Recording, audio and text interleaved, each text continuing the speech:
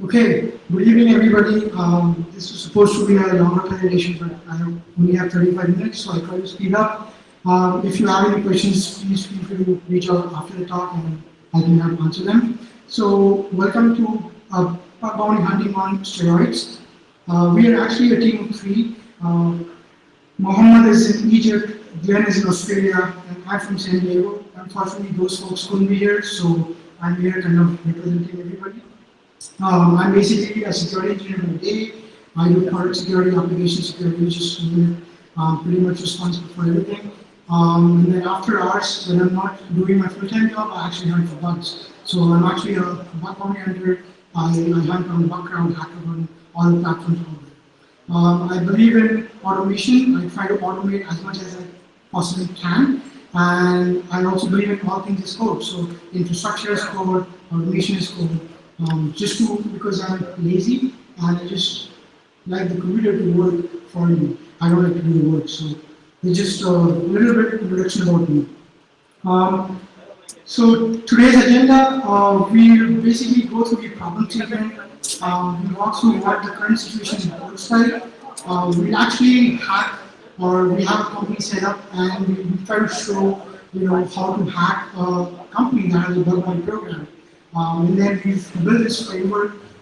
We call it the bounty machine. So I'm actually going to walk through the architecture, show it in action, and then just recreate the presentation by lessons learned and some conclusion. So to start with the problem, I mean, we all know that not all the hacking that we do is fun, right? We do a lot of same things on a daily basis, and those are some things that we really want to automate, right? Like finding low-hanging fruits and like things that can be easily automated and can be found. The second problem is if we identify a problem that needs to be solved, we mostly try to build something from scratch. Now that's not a great idea because if you just go online and search for open source tools, there's plenty of tools out there that can do the exact job that you're trying to do. So building something from scratch is a very bad idea, and I would recommend doing that.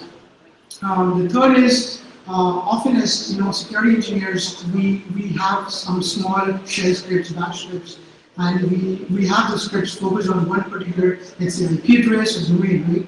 How, as we security engineers, want to scale it across a big company or big enterprise or even multiple IP addresses and domains. So the horizontal scaling as well as vertical scaling is something that in the security industry we don't see that quite often. So we've tried to solve that problem by building this framework. And then the last thing is, with the advent of all these cloud providers like Amazon Web Services, Google Cloud Platform, we see that things constantly change. There are new IP addresses, there are new domains, right? So we as security engineers, we're supposed to make sure that we actually go through all the attack surface and we make sure if something changes, we get alerted because of that, right? So these are some problems that we see in not only bug bounty industry, but also the security industry in general. Oops. Right. So, walking through some of the current situation that we have, the state of open source tools is very sad, unfortunately.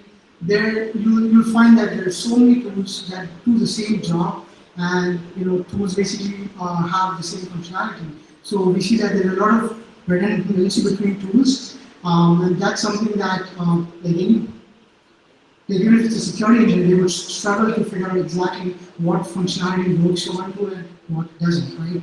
So we have to solve that problem some way or the other. This explicitly, I feel, represents a situation very, in a very right way. Basically, so imagine there are 14 tools out there, and all of them do like similar job. And then there's this person out there, there's a hacker. He wants to add a new functionality, right? And then he goes and searches on Google, and he finds all these 40 different tools, and then he thinks, maybe he can add a new functionality onto one of those 40 tools. What ends up happening is he ends up writing a 15 tool. So this is exactly how we constantly see the same kind of tooling being open sourced again and again, and there's no ideology of basically improving what we have instead of building something from scratch. So this is the state of open source tooling, and we have to improve that. And then the next point is lack of reliable tool comparisons. Like, how do we know which tool works for us, which tool doesn't work for us? There's no framework, there's no standard, there's just open source tools out there that we as security engineers are supposed to be using on a daily basis, but we don't have any standard to compare against, right? So the situation is improving thanks to our very own Jason Alex. He is, he has a lot of stuff. I can't basically list all of them here, but he basically has the bug hunters methodology. He actually explains, the different tools out there, how do you approach them. They have an entire training course in the other room for Bhartiya University. I would highly recommend to go watch it and learn something out of it. This is actually a slide I stole from you, Jason, but he actually compared the different tools, how fast they are, how many subdomains they can find. So this is the sort of analysis or research that we security engineers really need, because there are so many tools out there. Which one do we know which to use? So I think something like this is really helpful, Jason. So thank you so much. Moving on, we often see that with all these open source tooling, we often find that these tools don't operate well with each other. What I mean by that is there might be tool A that produces a certain output, let's say JSON or CSV, right? And if we want to combine that output from tool A and feed into another tool B that does not really ingest CSV or JSON, we are basically stuck, right? We have to manually run tool A, take the output, and then feed it into tool B manually. So the entire flow is actually broken, right? Because there's no standard again. And this situation is also improving. There's actually a beta project. It's called ROOTCON JSON. It's actually started by one of the bug hunters, and the idea is to basically create a standard or build a standard around how different tools should work with each other, so that we as engineers or hackers can actually concentrate on the workflow, on the hacking, and not care about if tool A will work with tool B or not. So there has to be a standard, and I'm so glad this actually started. So kudos to that. And then scaling and reliability, I spoke about it earlier, but this is one of the biggest problems in the industry, where we have all these security tooling, like even big enterprise tools, like you name these scanners, Nessus, Qualys, right? When it comes to scaling and when it comes to accurately predicting or finding good vulnerabilities, they often fail. And we all know that we have these tools for compliance for the most part, right? And that needs to change as well. So how do we bring that scalability factor into this? So I'm not going to go through this, but just the idea of vertical scaling, horizontal scaling is really important. And what we've tried to leverage in the Bobby machine is we went to the development side of the world, and we took some ideas from them. Like, how can we bring those ideas into the security industry and make sure we can actually scale them? And I'm actually going to walk through some of those technologies later on. And then finally, we as hackers, we just want a research environment that we can just go and hack things, right?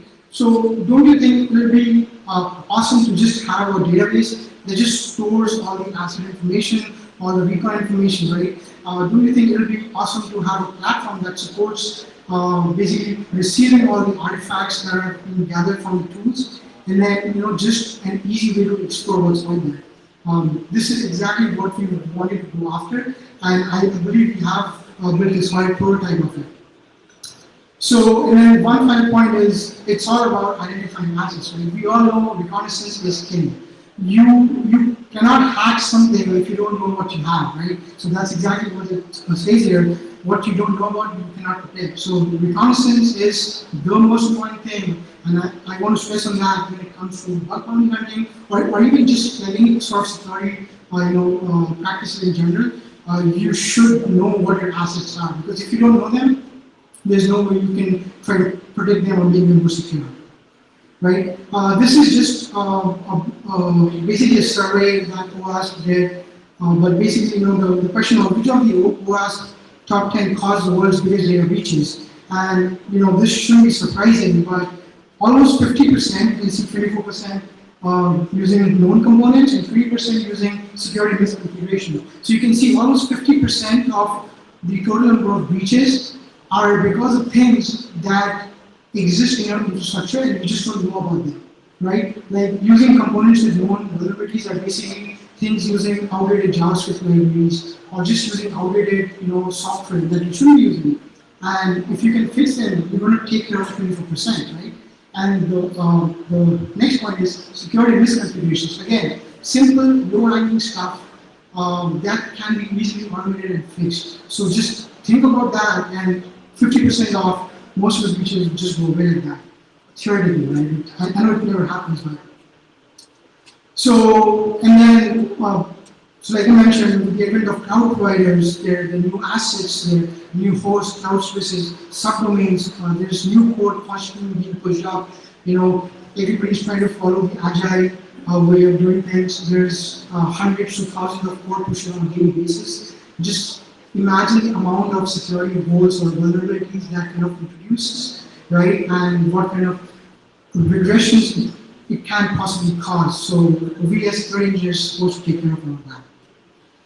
So that was just the introduction. Now it's the actual fun part, right? So basically, we have set up a company. We call it Anshuman Corporation, and we will actually show you how this bounty machine is going to find or is going to basically automate most of the low-hanging recon stuff and just spit the data out to you, which you can then use to do whatever you want with it, right? So we have this company. We just know two things about this company. There is a GitHub repository. It's called Anshuman Corp. It's online right now, so you can go check it. And there's a main domain, anshumancorp.com, right? This is just two pieces of information that we know about this company. And this is often the case when you go hunt for bugs, right? You are just provided a domain, or you just provided like one piece of information, and you as a hacker are supposed to go find stuff on it, right? Oftentimes you will see people are intimidated. They're like, where do I start? This is used, but where do I start, right? So I'm actually going to show how easy it is to do that, right? So because I don't have a lot of time, I was actually going to do a live demo of it, but I also have a recorded demo, so I'll just show you the recorded demo. But basically, before I show you, right, I just wanted to walk through the architecture of what this machine is doing and how we have built it, right? So we call it bounty machine because it's a machine and it spits out bugs that we can report and get bounties, right? Just as simple as that. Some of the technology, so I mentioned earlier, we went to the development side, we borrowed some technologies from there. So the entire framework is written in Go, and these are some of the features of Golang. It's already out there. It's fast, it's concurrent, it's cross-platform. You can make it run in Windows, Mac OS, whatever it is. It has good error handling. It's just some awesome features. So if you really want to build something that is scalable, Golang is the language I would recommend. The next technology is containers, right? I didn't see a lot of container-based presentations this conference, but Docker container is something that is getting a lot of attention these days, right? And we security engineers are mostly afraid and skeptical of going that route because it's still, a domain where people haven't really explored how secure, how can you actually secure, right? But what we ended up doing was we actually used the containers, the entire technology around containers to basically do most of the scanning and scale it out, right? So it takes care, so these are some of the features of using containers. It takes care of all the dependencies. You don't have to worry about operating system. You don't have to worry about different versions, right? It just works. You build a container of it and you run it and it just works. So it's easy to spin up and down. You can basically replicate your staging environment with the production environment. And vice versa, it is maintainable, right? You just update a small change, you build a new container, you still have the old container. So there's some good features when it comes to containers, and we've used that. The final, this is actually the third technology, but in order to orchestrate all those containers, you need an underlying framework, and that's why we use Kubernetes. This is, you can think about it, it's a very complex technology, and I'm not going to go into too much details of it, but you can just imagine Kubernetes as the underlying orchestration framework that takes care of the containers like running on a cluster. So you don't have to worry about the IP addresses of the containers, how do they communicate, how do they expose services. Kubernetes just makes it so much easier for you. And with AWS and GCP, they have managed service offerings. So all you have to do is you just have to go and start a Kubernetes cluster, and that's it. You don't have to worry about anything else at all. And the last technology that I'm going to talk about is Argo. So again, all these technologies are on containers, right? Argo is basically a workflow engine that is built on top of Kubernetes platform. And I'll show you how this is helpful, because you can actually create complicated workflows when it comes to finding stuff, right? So if I wanted to find all the subdomains of a main domain, right? I don't want to run just one tool, right? So I explained, I want to run tool A, take its data, feed it into tool B, take its data, feed it into tool C, so on and so forth. And just orchestrating all these different containers is a very difficult problem, and Argo helps us solve that. You can actually define a workflow file and it just works. So I'm just going to show you what that workflow file looks like. So this is actually a sample Argo workflow file, and in this file I'm just scanning all ports, 65535 ports, right? So you can see I have multiple steps defined. The first step is I run nmap on the first 3000 ports, right? I want to do that because I want to run nmap fast and have data as soon as possible. I can't possibly imagine running nmap against all ports and expecting it to spit out data immediately, right? So I run nmap, I convert the output of nmap XML to CSV. I then feed that CSV into a different mask-scan, and then I use mask-scan to scan all the remaining ports, right? And then I finally combine the output from nmap and mask-scan, and then I feed all the port scan output into a different tool altogether. So you see how easy it is. If you wanted to build your own port scanner, you can just do that by adding a new step here, and it will just work, right? And you might be thinking, okay, this is just me defining tools, but where are the tools mentioned, or what will the tool do? So if we scroll down further, you can see that all these individual tools have their own specifications, right? So for nmap, I'm going to run that container, which I have hosted in my Docker Hub, and I have provided all the arguments it needs, right? So this is all you need to do. You need to have a tool, you need to build its container, you need to host that image somewhere, and you just need to specify that. And just specify it in a workflow file, and it just works, right? So this was just a sample of a workflow file. I don't know how much time, I'll save the fun part in the end, but just want to briefly go through the architecture of how it all works, right? So it all starts with like a main domain or a main IP address, right? So you feed that main thing into a worker. So we have defined the concept of different workers. Each worker is supposed to be doing one specific thing, right? So we have this concept of input worker, which just takes input and drops it into a queue, right? So the data from the queue is then picked up by a workflow worker, and this workflow worker is exactly the Argo workflow which I mentioned earlier, right? So imagine creating different workflows here and have this worker spawn those different workflow files. So you're basically doing horizontal scaling as well as vertical scaling, because this is just a container. You can start another container and that can spawn another workflow file, right? So the idea is to take that input, start a workflow worker, and then so whatever the output this workflow generates, it drops it into a different queue, not this one, and then from that queue, it's consumed by a different worker. So now in the bug bounty industry, we don't want to do scanning 24/7, right? We want to do scanning, but we only want to know if something has changed, right? If you keep seeing the same results again and again, you'll be confused as to what's changed, what should I report, what should I not report, right? So we've built this different worker that just compares the old results from the new results, and it just drops the difference into a different queue. And then from there onwards, the data in the difference queue gets picked up by a different worker, which all it will do is it will just send you alerts.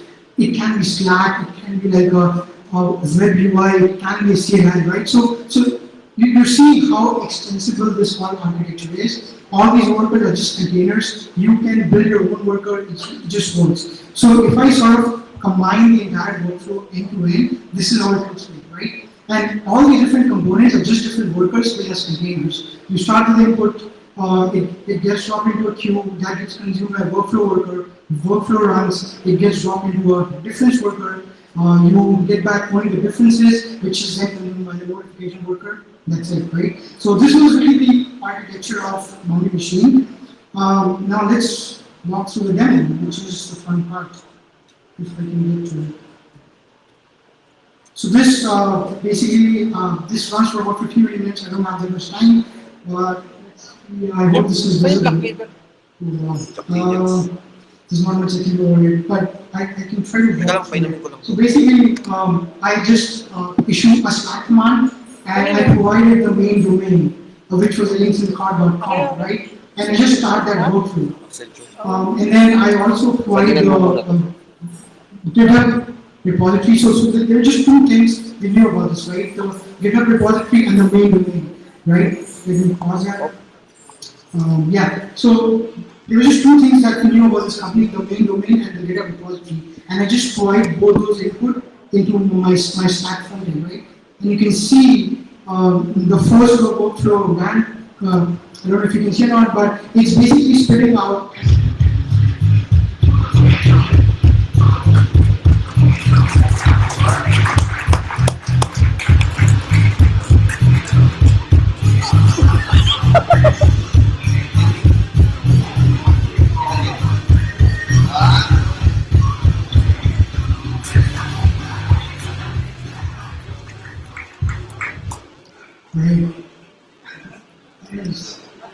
Okay. So where was it? Right. So you can see that when my Git secret worker ran, it actually scanned that organization's repository. It scanned all the users inside that repository. It scanned all the repositories of each user. And then in the end, it eventually found a secret hidden somewhere in like one of those repositories, and it just sent me a Slack output, and I can see that the secret is there, right? Moving on, you can see that I also got back a list of subdomains, right? So from the main domain, I got a list of subdomains. After that, I got a list of S3 buckets, right? So now there were some subdomains that were hosting a S3 bucket, which was both writable and readable. So I was notified about all of that.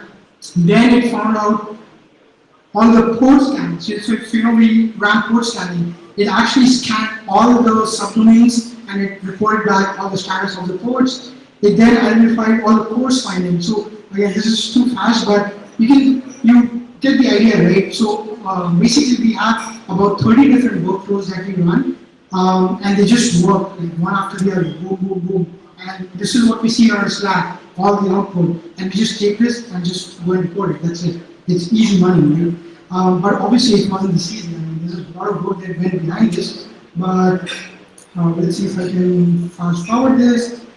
And in the end, just one more thing. So, I'm pretty sure you can't see it, but it identified a MySQL database running on a particular host. It actually brute forced and it found the root password. So I didn't have to do anything. I just provided a main domain and I got the brute force password of a MySQL server, which is running on one of the random subdomains. And it's all on Slack. So I literally don't even need a laptop. I can just issue the Slack commands from my cell phone and I can get back results. Right? So this is why we call it bug bounty automation on hunting on steroids, because this is just against one company. I can horizontally and vertically scale this, meaning I can run it against multiple different domains in IP addresses. And I have so much data, it's going to take me ages to just go through all of this, right? But just imagine, I don't need to think about it anymore. I have everything here, I just go and start searching for it, right? So yeah, that was the domain, that was the basically output of it, right? And just to quickly end this presentation, some of the things that we've done, we've been working on this for almost 2 years now, and we've encountered a whole lot of roadblocks, but we discovered that we were going after the perfect product and that didn't work, so we focused on our MVP or most viable product, right? We built this entire thing into different stages, and if there was anything that seemed more complicated, we just kept it aside and came back to later. So that is something we learned. And the fact that we're supposed to move fast and not just break anything, right? So, and eventually, so we started with this, and this is what we ended up with. So just imagine, we started up just GitHub repository and our main domain, and we end up with all of this. And just quickly show all the things that we found. We found secrets hidden in GitHub repositories. We found all the subdomains of the main domain. We found different ports open, and then we ran different tools. We found a course misconfiguration on one of the random subdomains. We found a hidden file on one of the random subdomains. We found a subdomain takeover for one particular subdomain. This was also subdomain takeover. We found a WordPress blog, and we found a wildcard cross-domain XML files. We found the MySQL weak creds that were brute force, right? We found a hidden JavaScript file that had a secret to admin console, right? And this is again more stuff. Again, I can keep going, but yeah. So to end this presentation, what's the conclusion? I keep hearing from a lot of hunters that we can't automate everything, but I don't agree with that. I think we can definitely automate. There's so much stuff we can automate, and we should do it. And we've actually built and shown it to you that it is possible, right?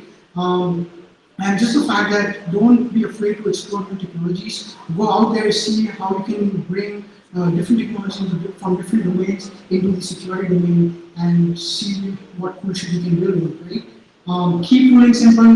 Make sure you don't build like a one giant monolithic tool that is supposed to be doing everything. Make it extensible. Make it such that people can contribute to it. Just keep it simple, right?